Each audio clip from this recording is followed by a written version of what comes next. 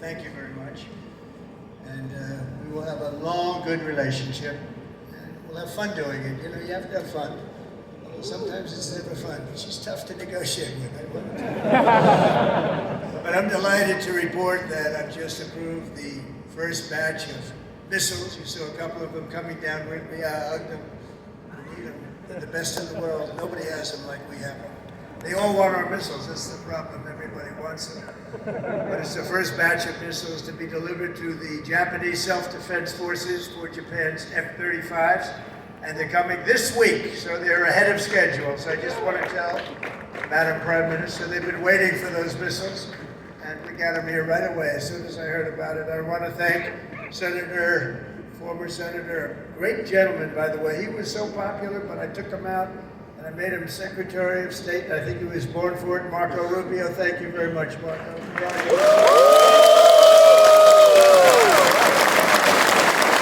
job.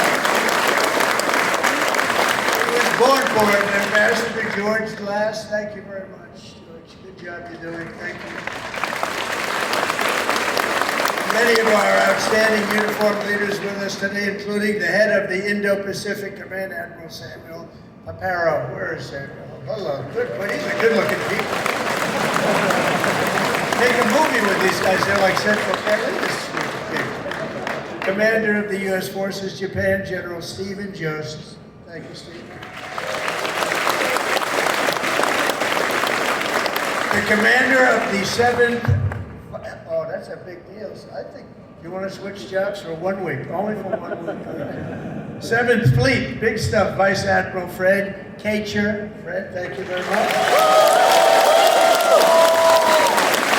And the commander of Carrier Strike, Group 5, Rear Admiral Eric Pappy Andoze. Hello.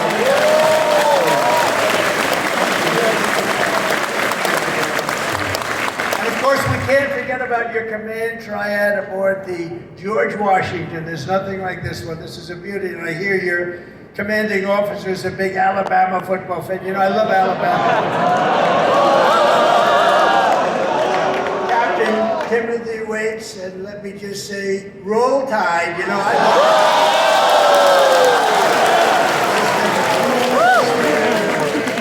that was a hell of a game this week. I don't know how you pulled that one out. If you didn't win, I wouldn't have mentioned it. I would have just introduced him. He came back from oblivion. Isn't it nice coming back? Coming back is good. Thanks as well to your XO, Captain Patrick Blythe. Captain, where is he? Patrick, thank you. Highly respected person. All of these people are the best. Look at them. I mean, you look at them. They could have any job they wanted. They could walk down to Wall Street, make a fortune. They wouldn't do that. They like what they're doing, and nobody does it better, as well as really one of the most important people on the ship. Have you ever heard of Command Master Chief Tony Roberts? Have you ever heard of him?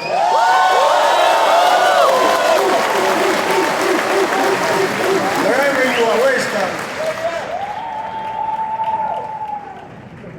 Thank you, Tony. He's a popular guy. And as many of you know, this month we're celebrating a truly momentous anniversary. 250 years of courage and pride, honor and victory by the United States Navy. 250 years, can you imagine?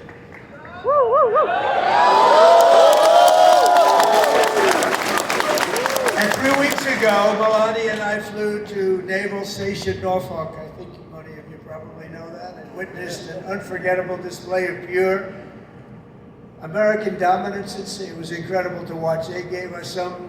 Then I said, slow it down, costs a lot of money, let's save it. Let's relax a little bit. They gave us some great display, from the thunderous roar of the guided missile destroyers, never saw anything like it, to the spectacular sight of nuclear submarines all over the place, to the unstoppable force of another great American aircraft carrier. One thing was clear, that no enemy will ever even dream of threatening America's Navy. There's no Navy even close, not even close. You hear about some of them doing ships, but nobody can do what we do. Nobody has what we have.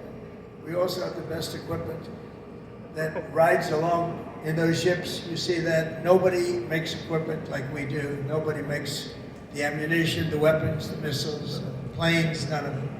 And if they do, the American sailor stands ready to crush them and sink them and wreck them and blast them into oblivion.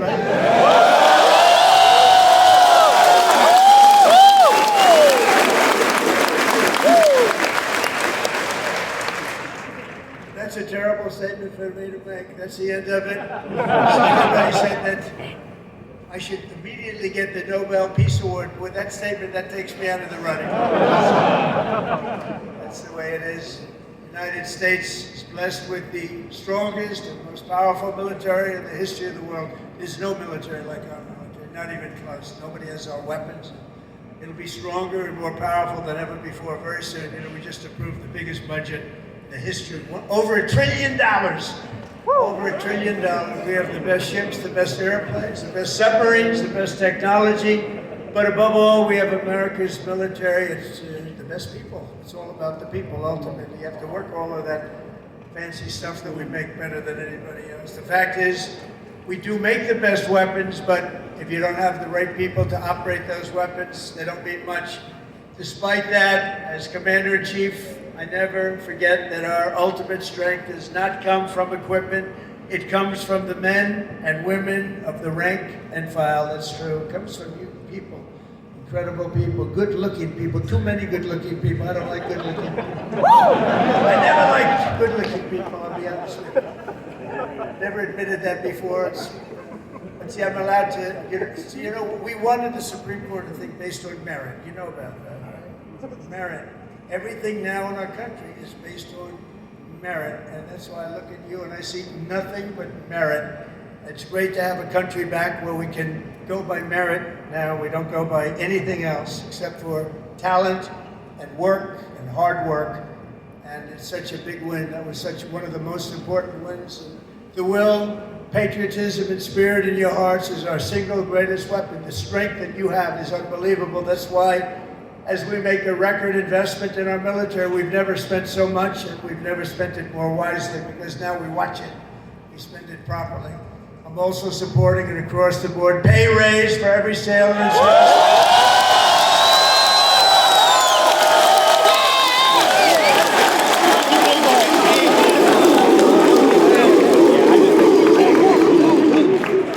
If you don't want it, you want to give back to your country, just let us know. We won't give it to you. Is there anybody in that category? But now, all we really have to do is get the Democrats to approve it. But they'll come along. They always do.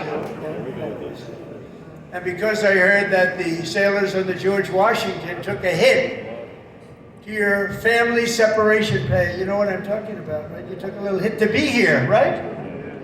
By returning to the port, you returned early for this event. I am delighted to announce that as your sort of boss, I don't feel like your boss, but I guess I am. So be happy about this one. At my direction, we're going to make sure that you receive the full amount that you were owed for the deployment. And we're not going to deduct anything because you came in to listen to your commander.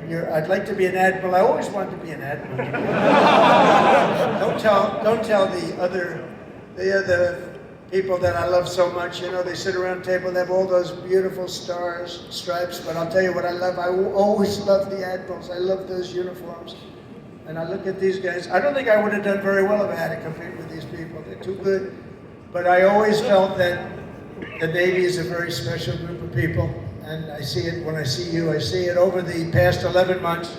The spirit of our military has been soaring like never before. You know that. The spirit of our country has been soaring.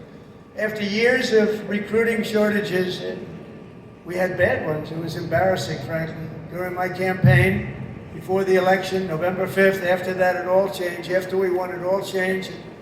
Now we have waiting lists with record numbers trying to join the U.S. Navy and all of the armed forces. We have literal waiting lists, and I'm pleased to report that 2025 was the Navy's single best recruiting year in many generations. That's pretty good.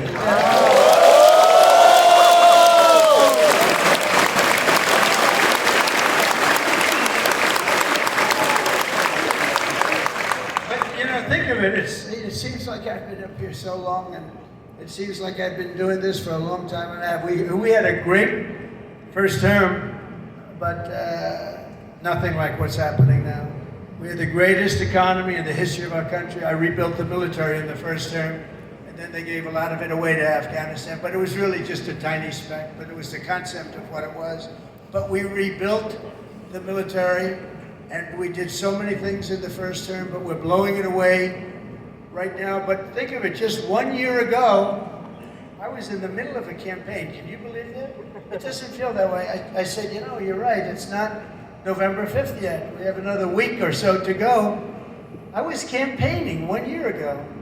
And look at all the things that we've done since this unbelievable day, November 5th. That's when it all changed. When we won on November 5th, it all changed, and we went from a country that wasn't respected and a lot of people that had no spirit. That includes joining the police, the fire departments. They didn't want to join. After that, they started joining, and it seems like 10 years ago, not less than a year, think of it, less than a year ago, I was campaigning. You know, we won the second election by a lot, so we had to just prove it by winning the third by too big to rig, I called it. It was too big to rig. And it was an amazing victory. And thank goodness we won, because we were in big trouble. We were in big trouble. But the new recruits, every sailor aboard this ship has answered a sacred call of duty to cross any ocean, fight any battle, and defend America and its allies with unwavering resolve. As you know, the George Washington is the only aircraft carrier on Earth that is permanently stationed overseas. It's permanent. Now, if you'd like to take a trip back to America, hell, let's do it one time. Well, I'll join you. I'd love to join you. You know, when I landed on this, it doesn't feel like a ship. It's solid. This is a solid piece of stuff. These 4.5 acres of power and steel are the front line of American freedom in the Pacific. Every day you're taking risks to keep our country safe and to defend peace and security in this incredible part of the world, working with Japan, working with other nations. I just left Malaysia. We stopped a big war with, you know that, we stopped 8 wars. Can you imagine? In 8 months, I stopped 8 wars. Like, I stopped a war month. Think of that. That's pretty good. But I just left Malaysia. Thank them, because they helped us very much with one of them, and actually for even a second. They're great people, and they sent their regards. I spent a day there with the Prime Minister, and we had a good time. But you carry out your mission bravely, you carry it out brilliantly, and on behalf of all Americans, I just want to say, and I came over to say it loud and clear, thank you very much. Thank you.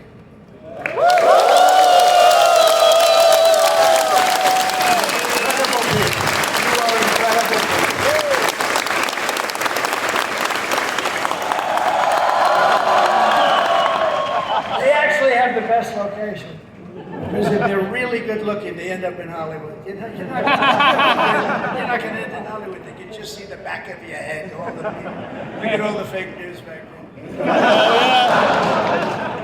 But 2 years ago, Naval Air Crewman 3rd Class James McCall was just a few months into his first fleet tour with the Golden Falcons helicopter squadron, when he and his crew were called on a search and rescue mission to find 3 missing Navy divers. Incredible, brave guys, the divers.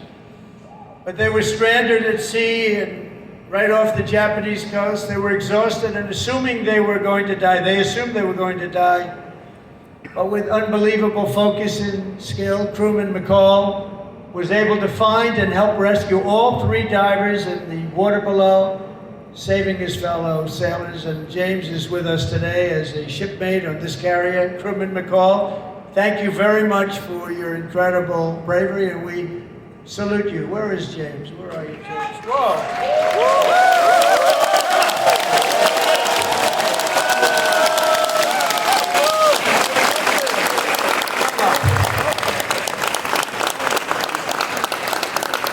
This guy, he's a good-looking guy. Get out of here, James. I don't want you up here. No, come here. I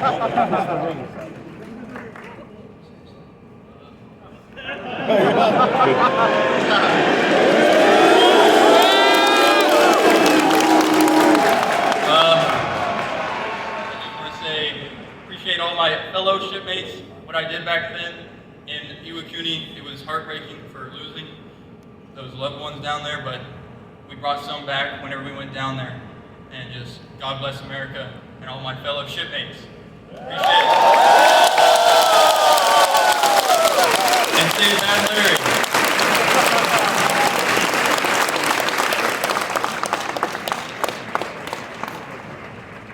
I was wondering, maybe he almost stayed up. He could have been up here for a while. He's going to be running for office next week. You are. Great job, James. A lot of bravery, too. But as James' story reminds us, the Navy is a family and a team, and each of you has a vital role to play. Gathered here this afternoon are some of those whose toil and sweat gets our magnificent planes in the air and brings them safely back home. We have the shooters and the gear dogs and the paddles and the white shirts and of course the blue shirts, the yellow shirts, the red shirts. And all over the hangar bay, I want to thank you all. You're incredible people. I saw some of you there. We're rushing to get down here. They want to take pictures up there, you know. Very aggressive people. Sir, can I have a picture? You're supposed to be standing at attention. Sir, can I have a picture, sir? Yeah. You know what I'm talking about, right? Very aggressive. But I think they're great. We also have the real genius, and these people are incredible, who maintain the largest and most complex machine ever built, our amazing mechanics and engineers on the...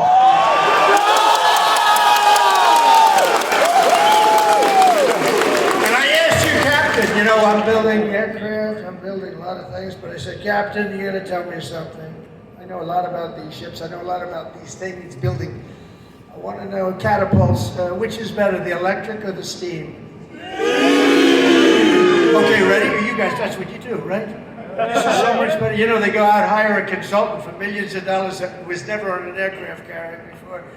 So they switched to electric. I disagree with it, but it's all right. Let me ask you. We're going to go steam first and then electric. Catapults. Which is better? Electric or steam? I'm going to put it in order. Seriously. They're spending billions of dollars to build stupid electric. And the problem, when it breaks, you have to send up to MIT, get the most brilliant people in the world, fly them out. It's ridiculous. The steam, he said they can fix it with a hammer and a blowtorch. And it works just as well, if not better. And I love the sight of that beautiful steam pouring off that deck with the electric. You don't have that. So, you know, we did the Ford and electric, the cost overruns, everything else.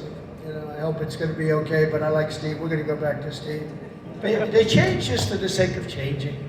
I said to the architect, have you ever designed a ship before? You know, we only did the biggest ship in the world, right? The Ford.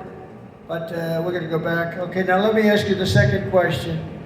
Hydraulic for your elevators or magnets? You know, the new thing is magnets. So instead of using hydraulic, that you can be hit by lightning and it's fine. You take a little glass of water and you drop it on magnets. I don't know what's going to happen. So, you know, the elevators come up in the new carriers. I think I'm going to change it, by the way. They have magnets. Not every tractor has hydraulic. Every excavator, every excavating machine of any kind has hydraulic. But somebody decided to use magnets for your elevator. Maybe they could. Which is better, hydraulic or magnets? What the hell is wrong with these people? Can I ask you, the top-ranking gentleman right here, and seriously, I'm putting out an order, I'm going to sign an executive order. When we build aircraft carriers, it's steam for the catapults, and it's hydraulic for the elevators. We'll never have a problem, okay? Do you agree? He agrees, everybody agrees, but these people in Washington. All right, we're going to do that, I'm serious about it. It bothered me so much. I see the costs come in. They spend $900, this is not on my watch, so you know. If it was on my watch, I would be very quiet about it. I wouldn't be.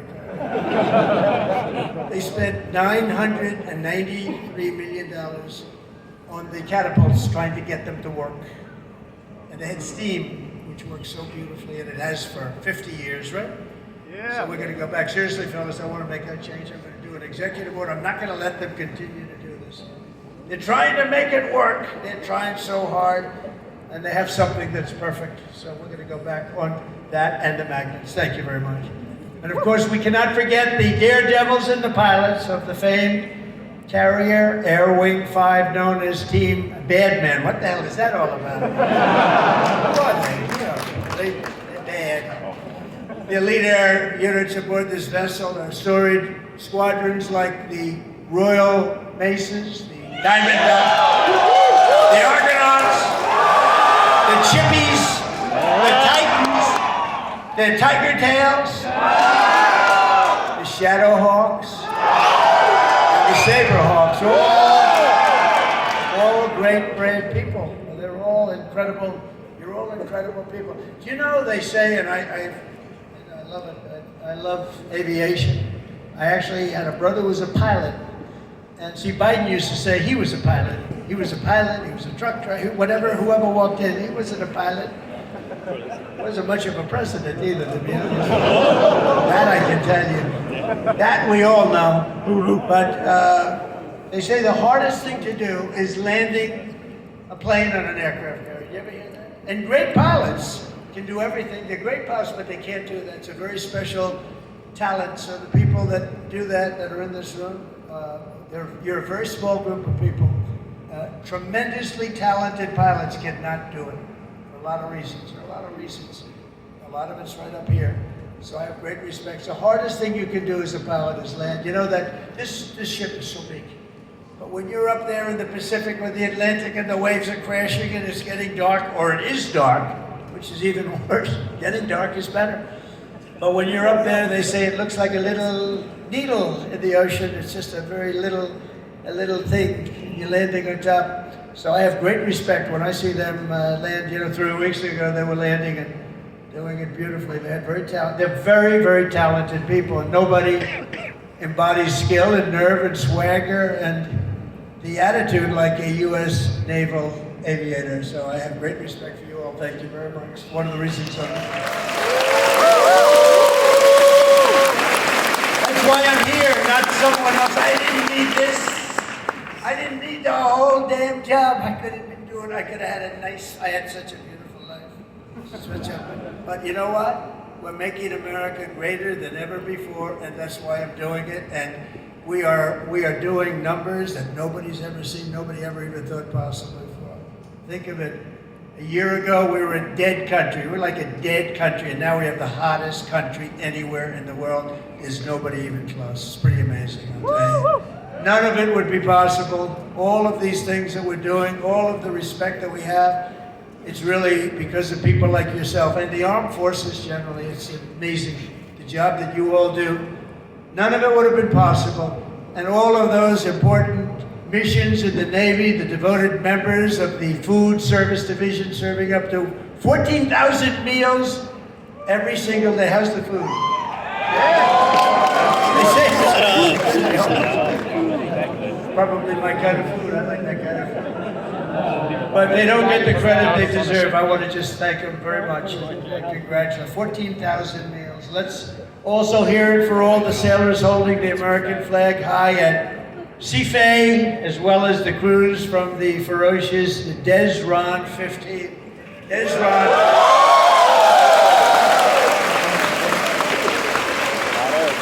But together, the sailors here today give your very best to our nation, and as your Commander-in-Chief, I'm fighting every single day to ensure that we give you our very best also. We do.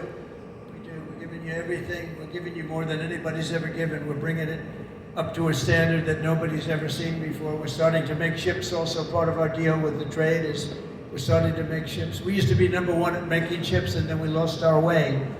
But now we're starting to make ships again, and we'll do it very soon. It's not going to take that long, but it's a process. It's not like making a bullet. It's not like it's a big, long process. We've got it going, though, I think, in the right direction. I think within a short period of time, the Philadelphia yards, as an example, is now owned by a group that's going to be making a lot of ships, a good group of people.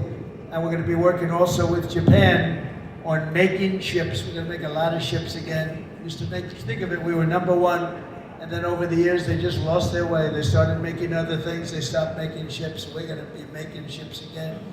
We more than, think of this, $17 trillion, trillion with a T, pouring into the United States of America from all over the world. And that's the biggest number in the history of any country. And by the time, and this is in 8 months, really. We're here 9, but this is in 8 months. Over $17 trillion. As an example, the last administration did less than $1 trillion in 4 years. We did more than 17 trillion in 8 months. And I think by the time we finish up our first year, we're going to be over 20 or $21 trillion of money coming into our country. And I want to thank Japan, because Japan is making big investments into the United States, and they're very happy because the stock market's gone up very nicely. We've made Japan a lot of money, that's okay. But they're a big investor in our country, and we like that. But think of those numbers. We weren't doing it anywhere near. We were laughed at, and now they're all saying they've never seen anything like what's happened in such a short period of time. And I was just told by the Prime Minister that Toyota is going to be putting auto plants all over the United States to the tune of over $10 billion. So that's Toyota, so go out and buy it. And that's a lot to do with, because right now we have all the AI plants, we have so many things happening in the United States, and it's because of November 5th, Election Day, but it's also because of tariffs. The tariffs have been so good. We're taking in trillions and trillions of dollars. I heard them, before I came up, I heard, you're all on television now, they're talking to all the networks, everybody's covering it. Look at these characters back, look at all of them. And they were talking about the tariffs. The tariffs have, nobody understood tariffs like I understood tariffs, and the tariffs are having people go into our country and spend tremendous numbers like we've never seen, and that brings jobs with it. It brings jobs, it brings importance, it brings everything. It brings a strong military. It brings a lot of things to other countries. I mean, if you look at some of the deals that we did, if India is going to go to war with Pakistan, they said, you go to war, we're not going to do any trade. We're going to put big tariffs on both countries. And they said, well, guess we're not going to go to war. 2 nuclear powers, we stopped it. We stopped a lot of wars. Tariffs, without tariffs, we wouldn't have national security like we have it. We've never had national security like we have it right now. And literally a year ago, you had very little national security. You had people that didn't have a clue. American strength is roaring back like never before, and with your help, America is respected once more, and it is respected at levels that we haven't seen before. On my first day back in the White House, I deployed the men and women of the United States military to stop the invasion on our southern border, right? It was an invasion, losing hundreds of thousands of people to fentanyl and to drugs, and now we have the most secure border in American history. For 5 months, they said zero, no people came into our country illegally. They came in through a legal process, but nobody came in through the southern border. Can you imagine? Even I can't, it's hard to believe that. Because, and we do have it tight as a drum, but that's what we have to have. If you don't have borders, if you don't have a fair media, if, you need certain things. You need a good, fair media. They're getting better. They're not there yet, that I can tell you. But they're getting better. But you need borders. You gotta have borders in a country, or you don't have a country. And now we have a border that the likes of which this country has never seen before. And people respect us for it. With the help of our war fighters, we're decimating the savage drug cartels that poison our people. 200,000 people, maybe more than that, died last year because of what came into our country. Through an open border policy where 25 million people poured into our country, totally unvetted, totally unchecked. They came from prisons. They came from mental institutions and insane asylums. They were drug dealers. They were bad people. 11,388 were murderers, half of which committed more than one murder. They let them into our country. We're getting them the hell out. We're getting them out. We're getting them out fast. Is that okay with you? Yes, right?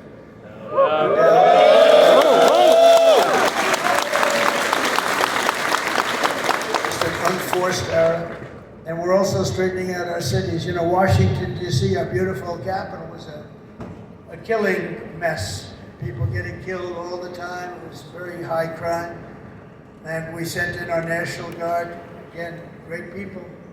And I don't say they were totally politically correct, that's okay. And now it's a very safe, now it's considered a very safe. It took 12 days. We got 1,700 people, career criminals, many of which came in through Biden's open border, and they infiltrated our nation's capital. And we had a very unsafe capital, but for years before that it was very unsafe. Now it's as safe as there is anywhere in the country. You can have your daughter, your girlfriend, your wife, your boyfriend walk right in through the middle. Nobody's going to touch them. The crime is down to almost nothing. It's a whole different ballgame. It took literally 12 days, but let's give us a month to do it really. We had it drum tight, and it's a beautiful thing. And our people in the service, and you know, people don't care. If we send in our military, if we send in our National Guard, if we send in Space Command, they don't care who the hell it is, they just want to be safe. And we have safe cities now. We're starting in Memphis. And Memphis was a disaster. It's been there, they've been there for 2 weeks, and it's a whole different story. Crime is less than half, and within a month it'll be gone. Getting rid of all the bad ones. And we're going to go into Chicago, we're going to go into our cities, we're going to clean them out, we're going to straighten them out. And we're going to have safe cities, because you want to protect safe cities. We're going to have beautiful, safe cities, and it's happening very quickly, and very easily actually. It's easy for us, it's hard for them.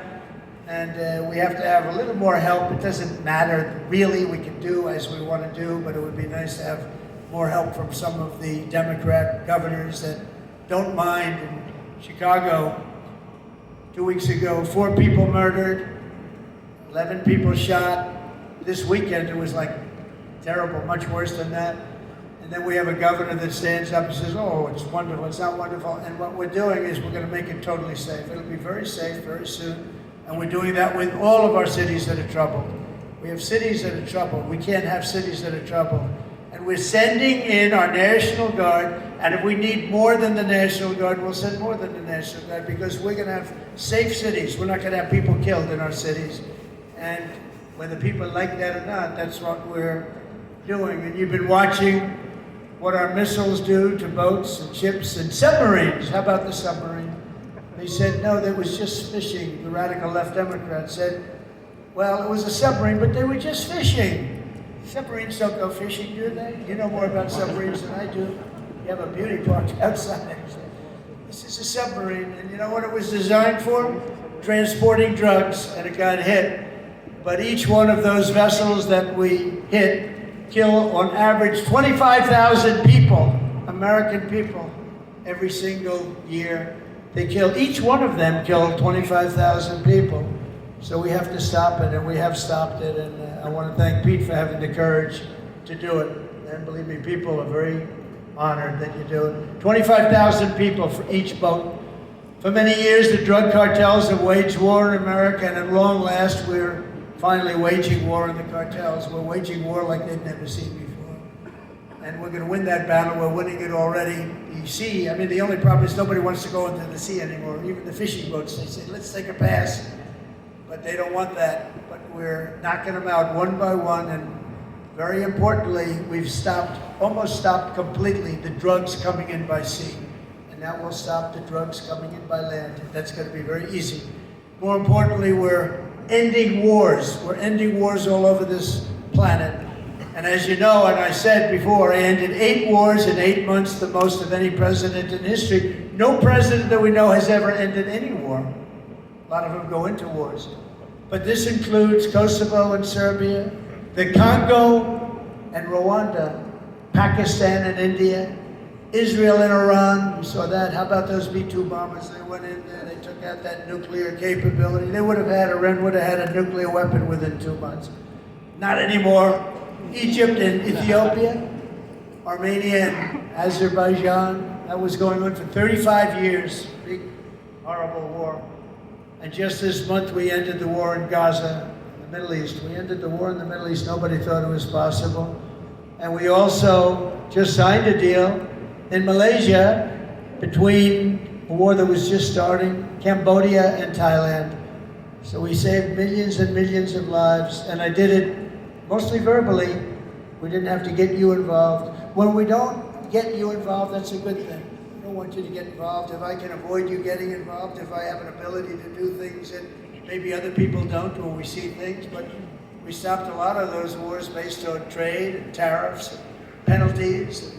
You know, they're getting all ready to fight, and then we tell them, no more trading with the United States, we're putting tariffs on your nation, et cetera, et cetera. It's called national security for us, but it's really national security for the whole world, and everywhere we go, America is actually making peace, and it's peace through strength. When they look at this, when they look at you people, they say, we're not going to mess around with them.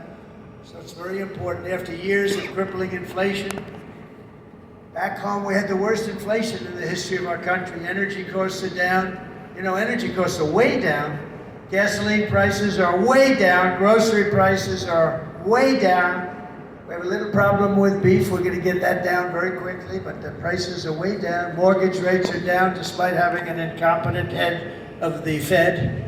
I call him too late. He's always too late. He's too late in lowering interest rates. I call him Jerome Too Late Powell.